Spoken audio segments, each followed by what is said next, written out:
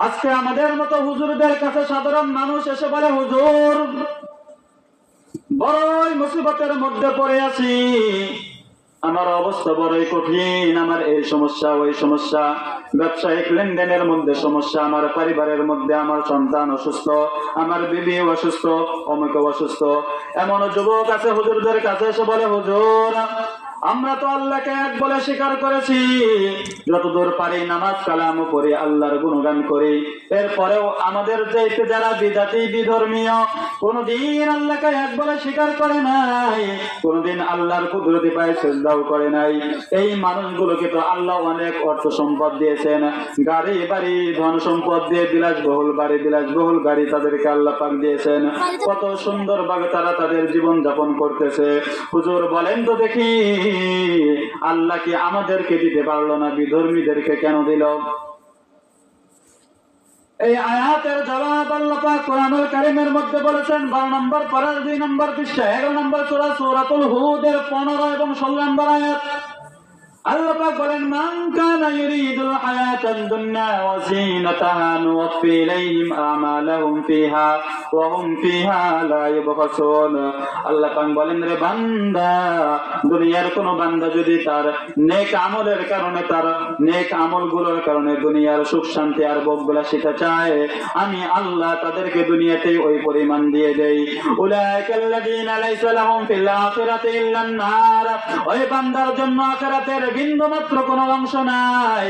ওই বান্দা যখন দুনিয়া থেকে বিদায় নিয়ে আমার কাছে চলে আসবে, তার ঠিকানা হলো সোজা জাহান্নাম।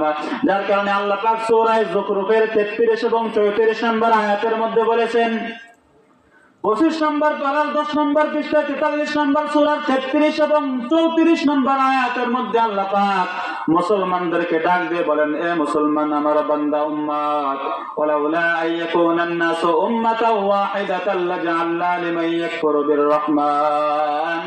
আল্লাহ পাক বলেন, রে বান্দা, তোমরা যদি একই উম্মতে পরিণত হওয়ার ভয় যদি আমি আল্লাহ না করতাম, তাহলে দুনিয়ার মধ্যে যারা কাফের, যারা বেঈমান, যারা ইহুদি, যারা খ্রিস্টান, আল্লাহ পাক বলেন তাদেরকে আমি স্বর্ণের বাড়ি বানিয়ে দিতাম।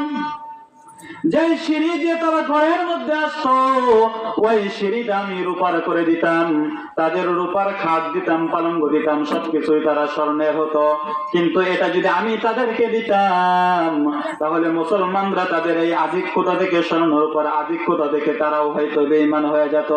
এই ভয় যদি আমি আল্লাহ না করতাম, তাহলে মুসলমান তুমি শুনে নাও, আমি কাফেরদের বাড়ি গাড়ি সবকিছু স্বর্ণের উপর মাধ্যমে বানাইয়া দিতাম।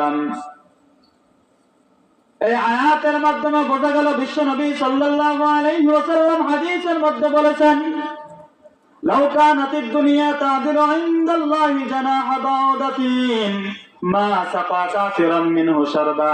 মায়ের নবী বলেন, এই দুনিয়ার মূল্য যদি আল্লাহর কাছে মাছের ডানার সমপরিমাণ হইতো, আল্লাহ পাক এই জমিনে যত কাফের বেঈমান ছিল তাদেরকে এক ঢোক পানিও পান করতে দিত না। এই দুনিয়ার মূল্য একদম নগণ্য, কোনো দাম নাই আল্লাহর কাছে। যার কারণে যে দুনিয়ার কোনো দাম নাই, ওই জায়গায় কাফের বেঈমানদেরকে অর্থ সম্পদ বিলাসবহুল বাড়ি গাড়ি সবকিছু দিয়ে দিয়েছেন, আর মুসলমানদেরকে তুলনামূলক তাদের চাইতে একটু কম দিয়েছে। যার কারণে মুসলমানদের উপর দুর্দিন দুর্দশা মুসিবত লেগেই থাকে, নুন আনতে পান্তা ফুরায়। আর মুসলমানদের জন্য ওই চিরস্থায়ী জান্নাতকে বাজেট করে আল্লাহ পাক রেখেছে। আল্লাহ